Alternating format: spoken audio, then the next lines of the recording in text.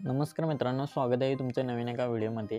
आजच्या व्हिडिओमध्ये आपण बघणार आहोत की मेरा राशन ॲप्लिकेशनमध्ये जे काही पैसे दिसत आहेत लोकांना, जे काही अमाऊंट दिसत आहे जमा झालेली प्रत्येक महिन्याची, तर ते पैसे काढता येतात की नाही हे आपण आजच्या व्हिडिओमध्ये बघणार आहोत। आणि ते का काढता येत नाहीत हेही आपण आजच्या व्हिडिओमध्ये बघणार आहोत। त्यामुळे आपल्या चॅनलवरती जर नवीन असाल तर चॅनलला सबस्क्राईब करा आणि व्हिडिओ थोडा जरी आवडला असेल तर व्हिडिओला लाईक नक्की करा। तर चला तर मग व्हिडिओवर ॲप्लिकेशन आपण ओपन करून घेऊया। तुम्हाला साईडला स्क्रीन दिसत असेल मोबाईलची माझ्या, तर आपल्याला मेरा राशन ॲप्लिकेशन ओपन करून घ्यायचे आहे। ॲप्लिकेशन ओपन केल्यानंतर ॲप्लिकेशनमध्ये आपल्याला लॉग इन करून घ्यायचं आहे।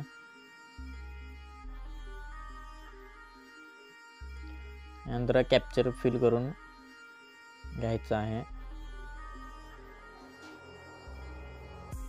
आणि लॉग इन OTP यावरती क्लिक करायचं आहे। यानंतर आपल्या रजिस्टर नंबरवरती OTP येईल, ते OTP इथे फिल करून घ्यायचा आहे।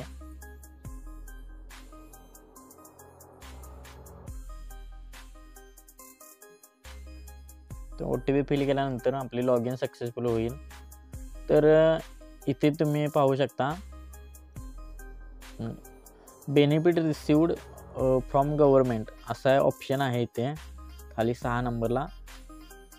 तर यामध्ये क्लिक केल्यानंतर इथे तुम्हाला दिसतील हे पैसे दिसत आहेत, अमाऊंट, सबसिडी आणि टोटल असे 3 कॉलम आहेत। तर हे पैसे कशासाठी दिसत आहेत आणि हे पैसे काढता येतात का, हे पैसे आपल्या अकाउंटमध्ये घेता येतात का।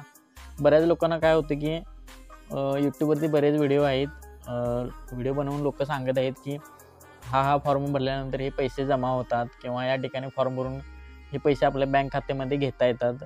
तर असं काही नाही मित्रांनो, तुम्ही कोणत्याही व्हिडिओवरती विश्वास ठेवू नका। हे पैसे हे तुम्ही ते नीट वाचून पाहिलं तर इथे अमाऊंट आणि ते 2 नंबरला सबसिडी इथे दिसेल तुम्हाला। तर याचा काय अर्थ आहे की जे आपल्याला शासनाकडून राशन मिळते, जे काही धान्य मिळतं त्यावरती आपल्याला किती टक्के सबसिडी किंवा किती रुपये सबसिडी आपल्याला मिळते हे यामध्ये तुम्हाला दाखवलेलं आहे। म्हणजे हे आता पैसे जमा झालेले आहे सबसिडीचे, हे आपल्याला एवढा ह्या किमतीचे धान्य आपल्याला प्रत्येक महिन्याला मिळत आहे। तर हे पैसे काढता येत नाहीत, त्यामुळे तुम्ही कोणत्याही व्हिडिओवरती विश्वास ठेवू नका आणि कोणत्याही फ्रॉड इन्फॉर्मेशनवरती विश्वास ठेवू नका। आणि हे पैसे फक्त तुम्हाला ही माहिती असावी म्हणून हे ॲप्लिकेशनमध्ये दिसत आहे की आपल्याला किती रुपयाचे धान्य मिळते, किती रुपयाचे काय हे सबसिडी भेटते, ते व्हिडिओमध्ये हे ॲप्लिकेशनमध्ये दाखवत आहे।